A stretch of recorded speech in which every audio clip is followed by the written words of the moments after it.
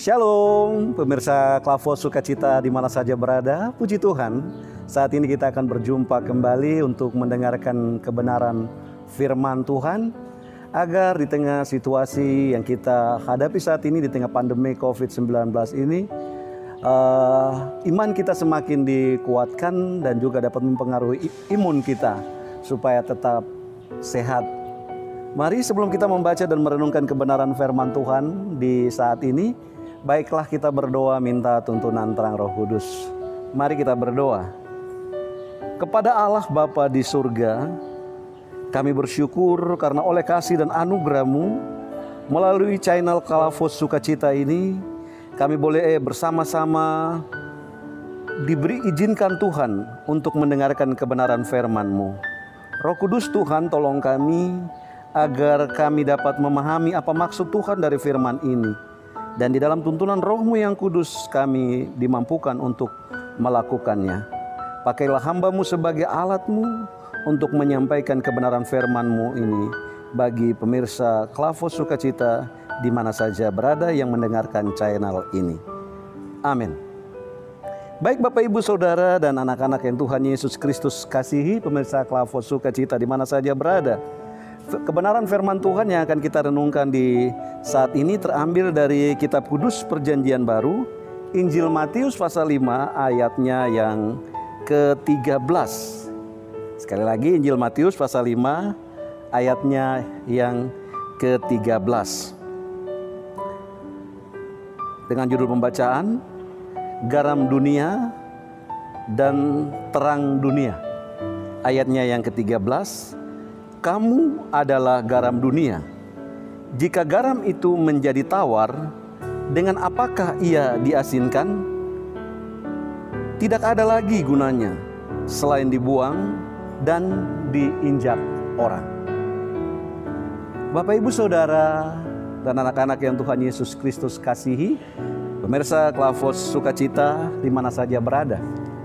Bagian firman Tuhan ini secara khusus Matius pasal 5 sampai pasal 7 ini merupakan khotbah Tuhan Yesus yang disampaikan kepada orang banyak dan murid-muridnya yang bersama-sama dengan Yesus pada waktu itu. Dan secara khusus bagian Matius pasal 5 ayatnya yang ke-13, Yesus mau menyampaikan kepada orang banyak itu bahwa mereka adalah garam dunia. Bapak Ibu Saudara dan anak-anak sekalian, pasti kita sudah mengetahui apa itu garam.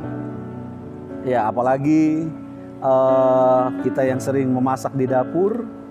Ya, apa artinya kalau garam tidak kita masukkan pada makanan yang kita masak?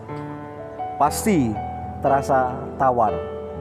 Nah, garam ini berguna sekali untuk sebagai penyedap rasa, juga sebagai bahan pengawet dari makanan, dan masih banyak lagi fungsi garam dalam kehidupan kita hari lepas hari.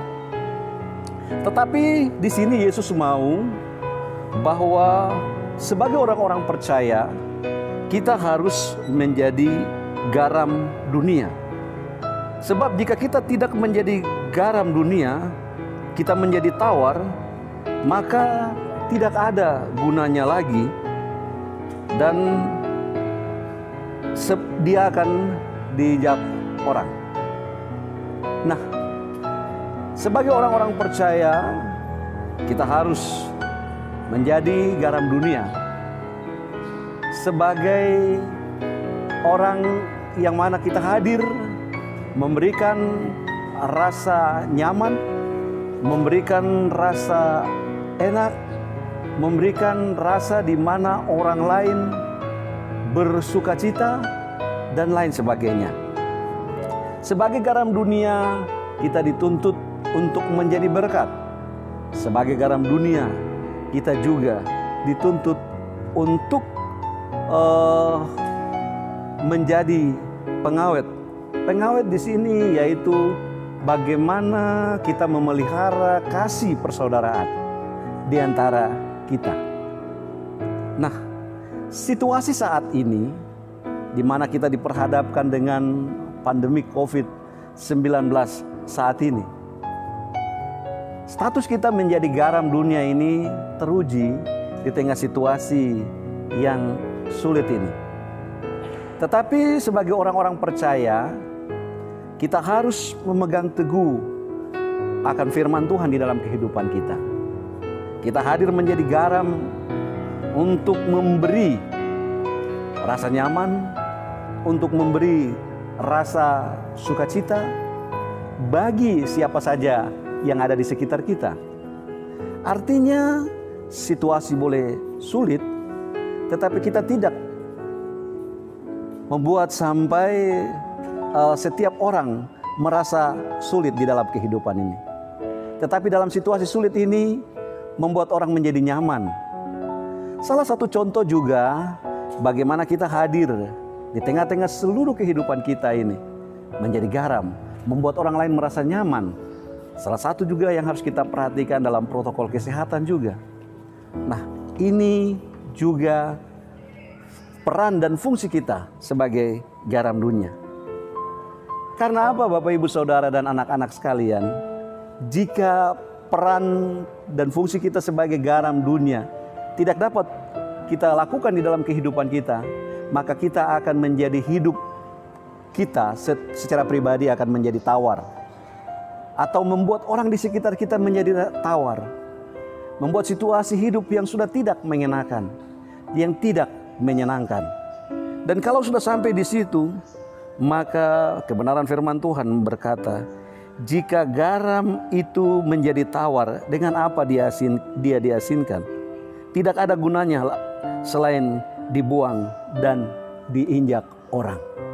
Artinya ketika kita menjadi tawar di tengah-tengah kehidupan kita, di tengah kehidupan di mana kita berada, maka kita tidak menjadi berkat lagi. Dan kehidupan kita, ya seperti kata firman Tuhan, dibuang dan diinjak orang. Saya percaya Bapak Ibu Saudara dan anak-anak pemirsa Klavos Sukacita di mana saja berada, kita tidak ingin hidup kita sia-sia di tengah situasi yang sulit ini. Tetapi Bapak Ibu dan Saudara dan saya sebagai orang-orang percaya, kita merindukan, kita hadir untuk menjadi berkat. Kita hadir untuk memberi rasa sukacita kepada orang-orang di sekitar kita. Bahkan kita dapat mempengaruhi orang lain untuk juga tetap ada di dalam sukacita walaupun situasi sulit pada saat ini. Dengan demikian Bapak Ibu Saudara, mari jadilah garam bagi dunia ini untuk menjadi berkat bagi banyak orang. Tuhan Yesus memberkati kita dengan firman-Nya. Mari kita berdoa. Kami bersyukur kepadamu ya Allah Bapa di surga, melalui kebenaran firman-Mu, kami semua diajar untuk menjadi garam dunia.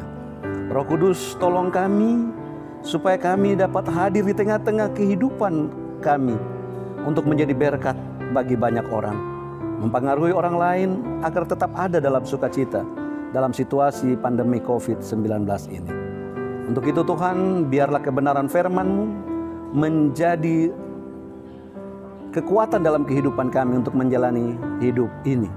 Berkati channel Klavos Sukacita, semua kru yang turut bekerja baik dalam pengambilan gambar, edit, bahkan sampai menayangkannya.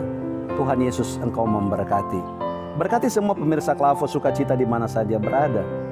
Berkati kami semua di tengah pandemi COVID-19 ini. Berkati semua orang yang telah terkapar yang ada di rumah sakit maupun di rumah. Kami percaya tangan kasih Allah tetap senantiasa menolong kami. Para medis sebagai garda terdepan dalam upaya penanggulangan COVID ini juga Tuhan Engkau memberkati. Terima kasih Bapa di surga. Hanya di dalam nama Tuhan Yesus Kristus, firman yang hidup, kami berdoa. Haleluya. Amin.